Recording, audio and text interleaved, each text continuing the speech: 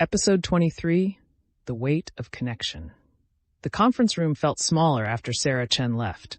Dex sat alone at the polished table, staring at the space where she'd been sitting moments before.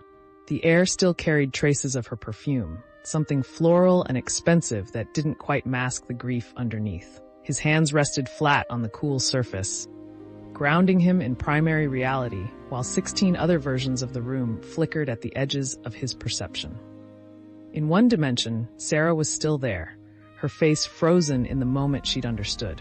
In another, the room was empty, had always been empty. In a third, the walls were dissolving into crystalline patterns that whispered in languages he almost understood. Dex closed his eyes and pulled all 17 layers together, blurring them until only one remained sharp. Elara's technique, his anchor. The door opened with a soft hiss. Footsteps crossed the room, measured, deliberate, carrying the weight of exhaustion. "She believed you," Admiral Strand said, his voice rough with fatigue. "That's something." Dex opened his eyes. Strand looked like he'd aged another decade in the past few hours. The military bearing was still there, the rigid spine and squared shoulders, but the lines around his eyes had deepened into canyons. His uniform was immaculate as always, but his hands trembled slightly as he set a datapad on the table. "She asked me if her brother died for nothing," Dex said quietly. "I told her he died believing he was saving humanity, that he thought the Crucible could end all wars, cure all diseases, solve every problem we've ever faced." "And you told her the truth about what it would have cost."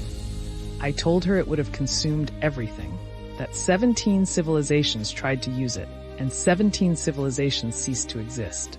That her brother was a good man who made a terrible choice because he believed the end justified any means." Strand pulled out a chair and sat, moving like a man 3 times his age. "The other families are asking to speak with you. 47 conspirators, 47 grieving families who want to understand why their sons, daughters, husbands, wives threw everything away for a weapon that doesn't exist anymore. How many of them blame me for the deaths? About half. The other half are grateful you stopped it before more people died." Strand rubbed his face with both hands. "The Galactic Assembly is demanding a formal inquiry. 3 species want you arrested. 7 want you honored. The rest are waiting to see which way the political winds blow before committing." "And the Lumineth matriarch's offer?" Strand's expression shifted, something that might have been concern or might have been calculation. "Humanity's representative to the Council of Ascended Species. It's unprecedented. The Council hasn't accepted a new member species in 3,000 years. Most civilizations don't even believe it exists. But you do. I've seen things in 40 years of service that I can't explain through conventional science. The Lumineth exist partially in another dimension. The precursors transcended 3 million years ago and left tests behind. You perceive 17 versions of reality simultaneously and destroyed a weapon that consumed civilizations." Strand met his eyes. "Yes, Dex, I believe the Council exists, and I believe they're offering you a position because you're the first being in recorded history to refuse the power to reshape reality." Dex felt the weight of it settling on his shoulders, like a physical thing. "What happens if I say no?" "The conspiracy remnants will keep trying to kill you. The Vexians will demand you stand trial for destroying precursor technology. The Thrin will challenge you to ritual combat to prove your worthiness. Various human factions will try to use you as a political symbol, a weapon, or a scapegoat depending on their agenda." Strand's voice was flat, matter of fact. "You'll spend the rest of your life running from people who want to control you or destroy you. And if I say yes, the Council's protection, a voice in galactic affairs that transcends any single species' politics, the ability to shape what comes next instead of just reacting to it." Strand paused.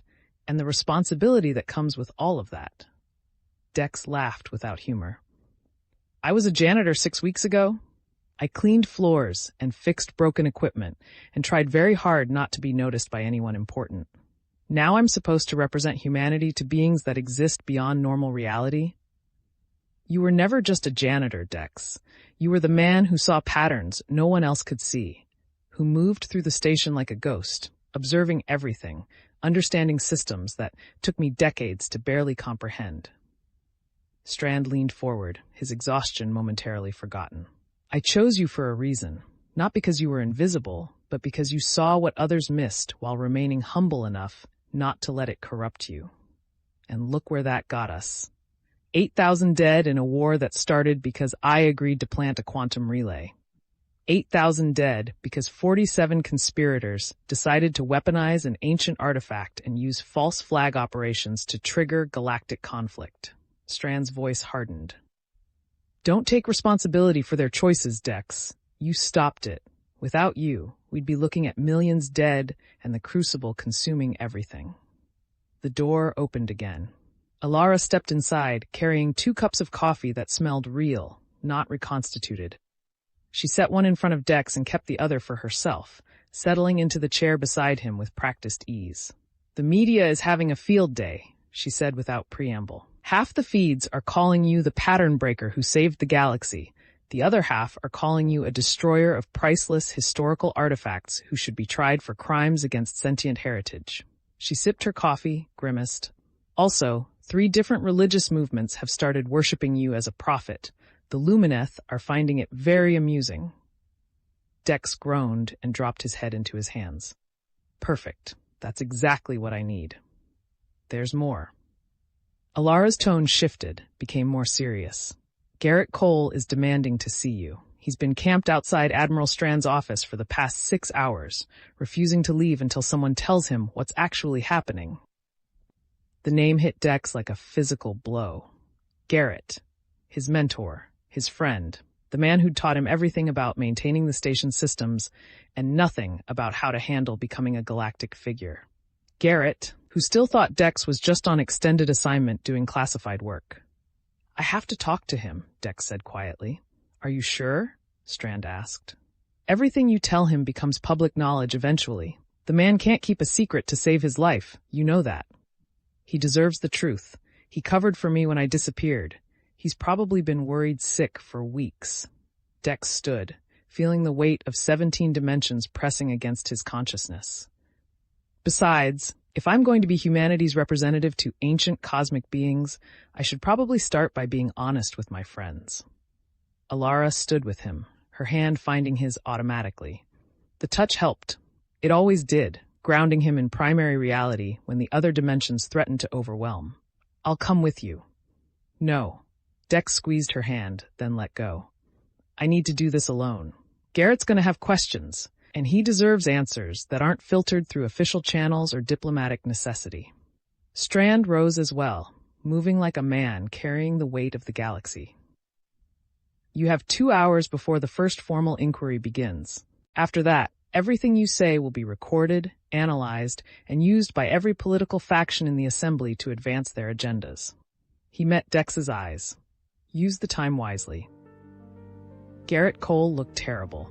The man who'd always been solid as station steel, who maintained his section with mechanical precision and never let anything rattle him, looked like he'd been through a recycler. His maintenance uniform was rumpled, his eyes were bloodshot, and his normally neat hair stuck up at odd angles. He was sitting on a bench outside Strand's office, a cold cup of coffee in his hands, staring at nothing. When Dex approached, Garrett's head snapped up, and for a moment his expression cycled through relief, anger, confusion, and something that might have been fear. Dex! His voice was hoarse. What the hell is going on? Dex sat beside him, maintaining a careful distance. In 17 dimensions, Garrett looked different. In some, he was younger, in others older. In one, he was made of light. In another, he didn't exist at all. Dex pulled the layers together, focusing on the primary reality where his mentor sat exhausted and confused. I'm sorry, Dex said. I should have found a way to tell you sooner. Tell me what? That you're apparently some kind of cosmic hero who destroyed an ancient weapon? That you're famous across 73 species? That half the station thinks you're a savior, and the other half thinks you should be executed. Garrett's hands tightened around the coffee cup. I covered for you, Dex. Told command you were on classified assignment. Fielded questions from everyone who wanted to know where you'd gone. And the whole time I thought you were just helping with some security thing, not whatever the hell this is. It started with a quantum relay, Dex said quietly. Admiral Strand asked me to plant one in the Fleet Operations Data Core. Said there was something wrong with the attack on Zeta 7, that he needed someone who could move through the station without being noticed. And you said yes. Not a question. I said yes. And then Dr. Voss, Elara, discovered evidence of a conspiracy. Project Reclamation.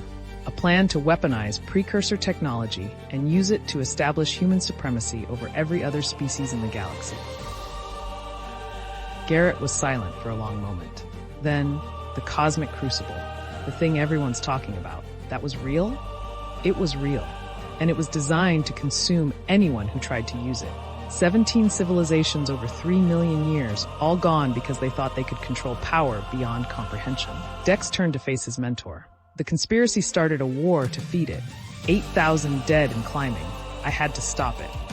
By destroying it. By refusing to use it, the precursors left it as a test, Garrett. They wanted to see if anyone could resist the temptation to reshape reality according to their will. Every civilization before us failed. I, broke the pattern. Garrett set down his coffee cup with careful precision. You're not the same kid who started in maintenance 6 years ago, are you? No. Dex felt the truth of it in his bones, in the way he perceived reality now, in the weight of responsibility pressing down on him. I'm still me, but I'm also something else. I see things differently now. 17 dimensions overlapping, all at once. The precursors did something to me, or maybe I did it to myself. I don't know anymore. And this offer from the Lumineth, to be humanity's representative to the Council of Ascended Species? You heard about that. Everyone's heard about that. It's all over the feeds. Garrett's expression softened slightly. What are you going to do? I don't know, Dex admitted. Part of me wants to say no, to go back to being invisible, to just exist without the weight of the galaxy watching my every move. But I can't go back, Garrett. Even if I refuse the Council's offer, I'll never be anonymous again.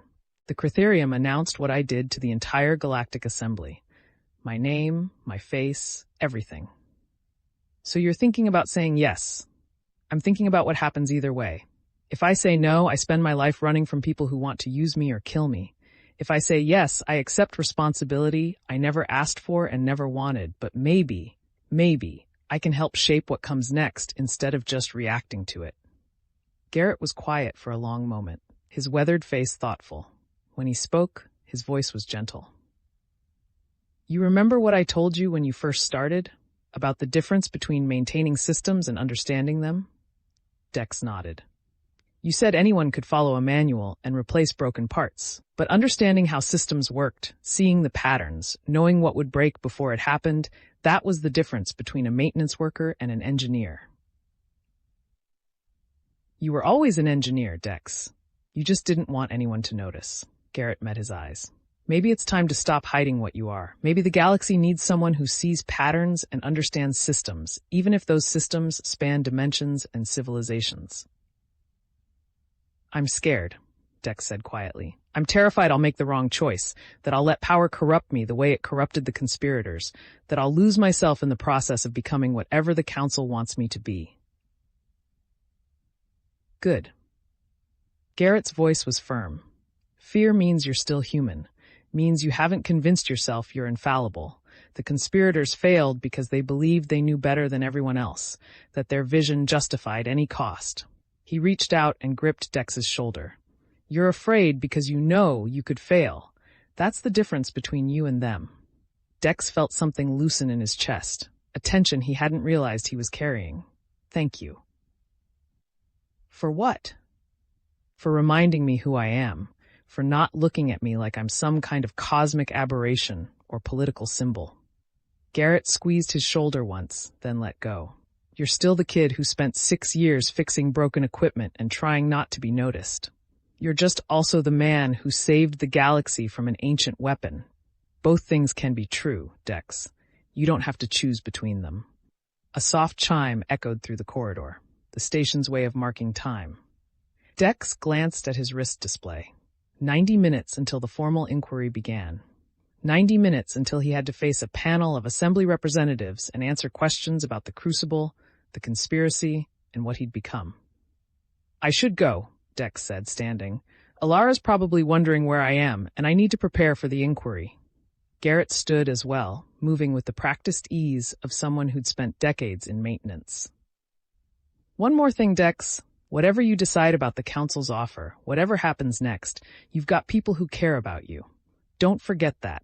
Don't let the weight of responsibility make you think you have to carry it alone. I won't. Dex managed a smile. Coffee next week? The usual place? If you're still on the station and not off representing humanity to cosmic beings. Garrett's expression turned wry. But yeah, kid, coffee next week. I'll hold you to it. Dex turned to leave, then paused. Garrett? Thank you for covering for me, for believing I was doing something important, even when you didn't know what it was. That's what friends do, Garrett said simply. Now go. You've got an inquiry to prepare for, and I've got a section to run. Some of us still have to maintain this station, even if it's not as exciting as saving the galaxy. Dex left him there, walking through corridors he'd cleaned 1,000 times, past equipment he'd repaired with his own hands. The station felt different now, smaller somehow, despite being exactly the same. Or maybe he was the one who'd changed, seeing it through 17 dimensions while remembering what it had been like to exist in only 3. He found Elara waiting in the quarters they'd been assigned. Temporary housing in the diplomatic section, far more luxurious than his old maintenance closet. She looked up from her data pad when he entered, and something in his expression made her set it aside immediately. How did it go? She asked. He reminded me who I am, Dex said, crossing to her and pulling her into his arms.